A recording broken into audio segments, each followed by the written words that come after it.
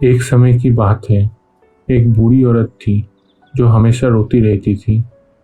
उनकी बड़ी बेटी की शादी एक छाते व्यापारी से हुई थी, जबकि उनकी छोटी बेटी नूडल विक्रेता की पत्नी थी। धूप के दिनों में वो इस बात से चिंतित थी कि मौसम तो बहुत अच्छा है, कोई छाता नहीं खरीदेगा। अगर दुकान बंद हो गया तो क्या होगा? इन्हीं चिंताओं की वजह से वो दुखी रहती थी और रोती थी। जब बारिश होती थी तो वो अपनी छोटी बेटी के लिए रोती थी। वो सोचती थी कि मेरी छोटी बेटी की शादी तो एक नूडल विक्रेता से हुई है और बिना धूप के नूडल्स नहीं सुखाया जा सकता। अब हमारे पास नूडल्स नहीं होंगे, अब हम क्या करेंगे? परिणाम ये होता था कि बूढ़ी औरत हमेशा ही दुखी रहती थी, चाहे धूप हो या बरसात। वो हमेशा ही अपनी एक बेटी के लिए उदास रहती थी। उनके पड़ोसी उन्हें दिलासा नहीं दे सके और मजाक में वह उन्हें रोती हुई औरत बुलाते थे। एक दिन उन्हें एक साधु मिले। वह जानना चाहते थे कि वो हमेशा रोती क्यों रहती है। बूढ़ी औरत ने साधु को विस्तार से सब समझाया।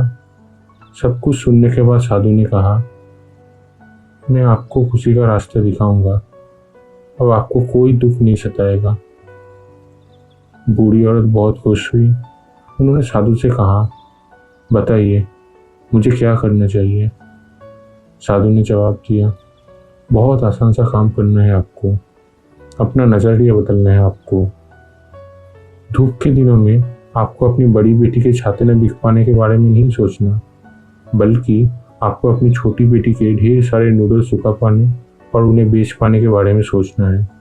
और बारिश के दिनों में अपनी बड़ी बेटी के छाते के व्यापार के बारे में सोचना है।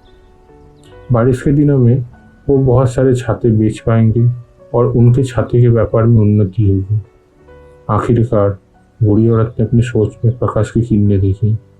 उन्होंने साधु की बातें मानी और उसके बाद वो कभी नहीं रोई। बजाय रोने के वह हर रोज हंसती थी। उसके बाद से सब उन्हें मुस्कुराती औरत कहकर बुलाते थे।